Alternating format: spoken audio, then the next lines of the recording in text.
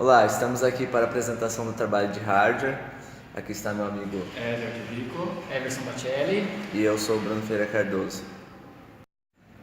E aí galera, esse trabalho é sobre a BIOS, é a parte do computador que controla ali o início do computador, faz a verificação se os componentes dele estão funcionando.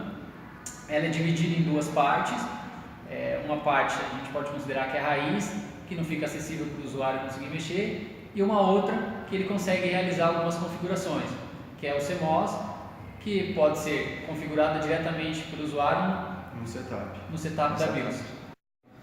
Então, este é o main, que é a parte inicial da BIOS, a primeira área de acesso da BIOS, que contém algumas informações sobre o produto. Aqui a gente encontra algumas informações sobre o computador no geral, como o tempo, a data do computador, e também encontra informações sobre serial, números de serial, modelo do computador, quantidade de memória, versão da BIOS, e entre outras informações genéricas sobre o computador. Aqui embaixo a gente tem essa opção chamada System Log. O System Log nada mais nada menos do que uma área de verificação de possíveis falhas no sistema. Se acontecer alguma falha, ele vai ficar marcado aqui no System Log, no sistema, a data que aconteceu, o tempo que aconteceu essa falha. Agora eu vou falar para vocês da parte security da BIOS do notebook HP. Nela é possível visualizar aí que a gente tem 1, 2, 3, 4, 5, 6 opções, certo? Essa primeira opção aqui, ela é utilizada para gerar senhas para o computador poder, para o usuário poder ter acesso ao computador. Então você colocou a senha ali, a pessoa que ligar o computador dela vai ser solicitada uma senha. É para evitar acessos indevidos. A de baixo tem o mesmo sentido. Ela é uma senha que você pode colocar, mas ela é especificamente para acesso a BIOS.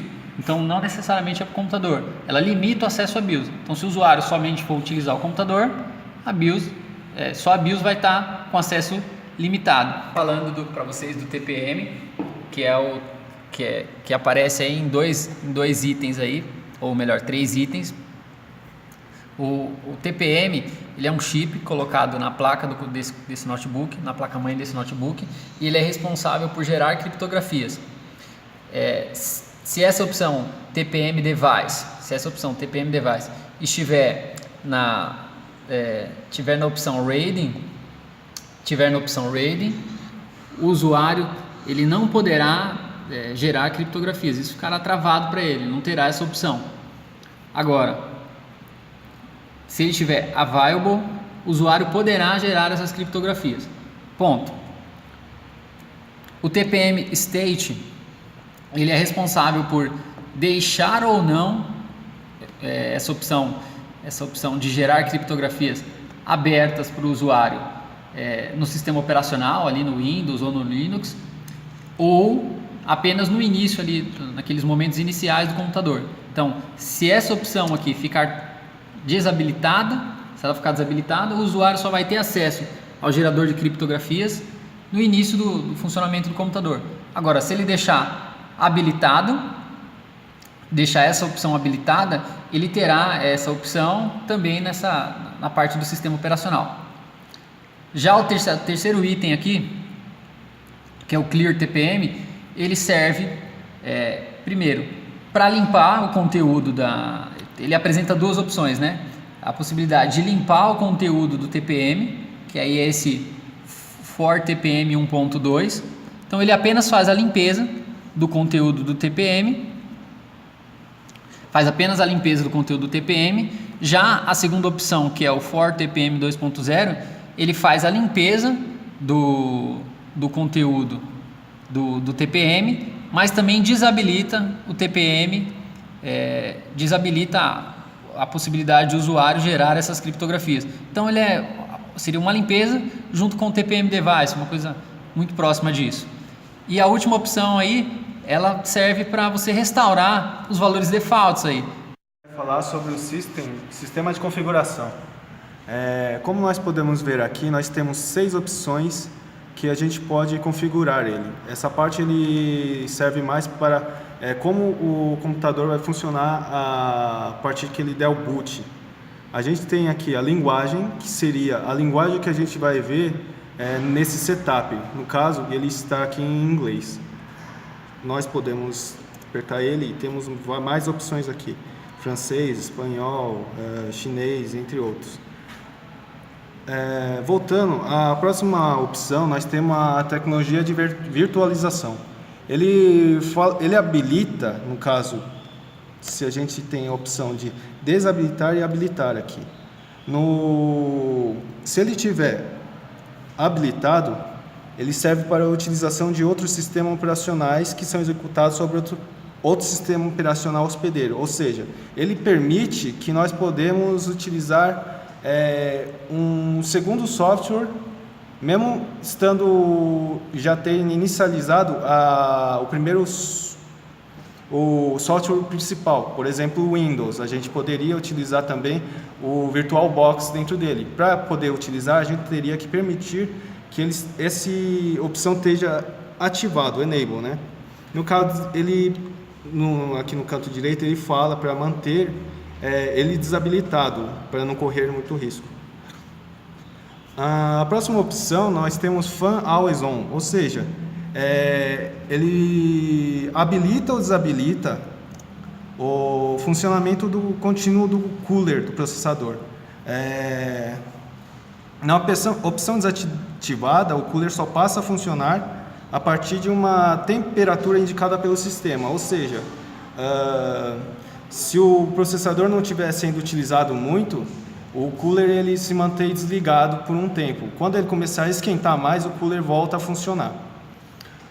Na próxima opção, deixa eu voltar aqui, a próxima opção é Action Case Mode. Nessa parte, ele habilita ou desabilita para utilizar a função FN. No caso, olhando aqui para baixo, nós temos essa função FN aqui.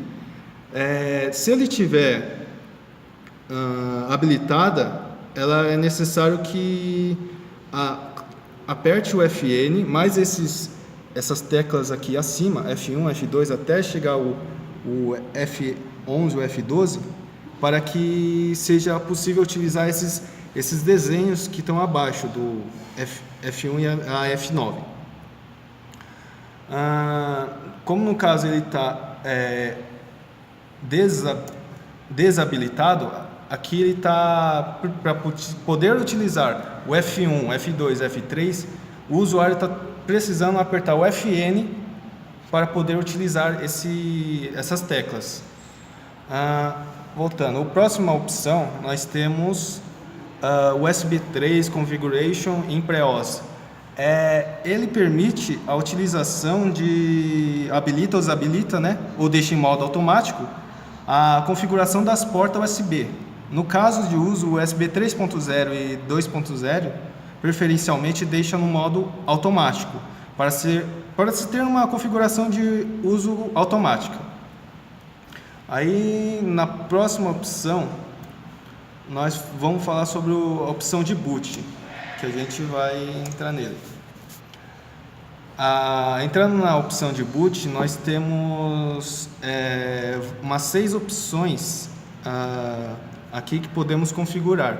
Essa opção Post Hotkey Delay, ela configura a tela de atraso antes da iniciação do sistema que você usa para entrar dentro da BIOS usando uma tecla de atalho. O CD-ROM Bot configura o bot por CD-ROM. O Internal Network Adapter Bot, ele configura a inicialização do sistema via rede. Algumas empresas utilizam disso para ligar todos os computadores da rede simultaneamente. Network Bot Protocol, ele configura o protocolo de IP, de endereçamento de IP que você vai usar. Atualmente no Brasil e no mundo a gente usa mais o IPv4, mas como o número do IPv4 já está bastante limitado, está sendo adotado o protocolo IPv6 ainda, mas é algo que não está funcionando 100% ainda. O Legacy Bot habilita a opção legado do sistema, que configura a inicialização de bot sem uma verificação prévia do sistema com relação ao serial, ou seja, sem o Legacy Support ativado você não consegue formatar o teu Windows usando uma ROM diferente. O SecureBot ele faz a segurança do bot usando de criptografia, plataforma que faz a segurança também da firmware. Pending Action para ver se tem alguma ação pendente.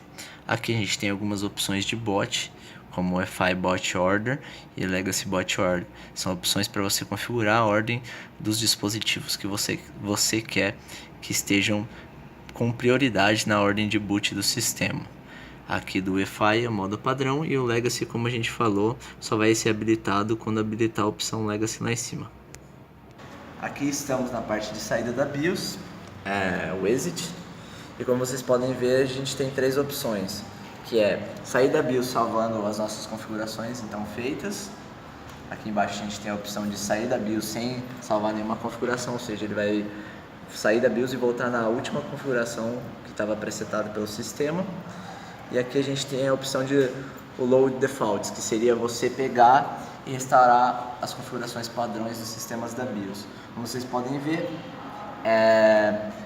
dentro da BIOS a gente tem diversas opções, e nessas opções que estão em preto, ou elas são bloqueadas para a configuração. Algumas delas são simplesmente informações e outras coisas são opções bloqueadas pela própria empresa para o usuário comum.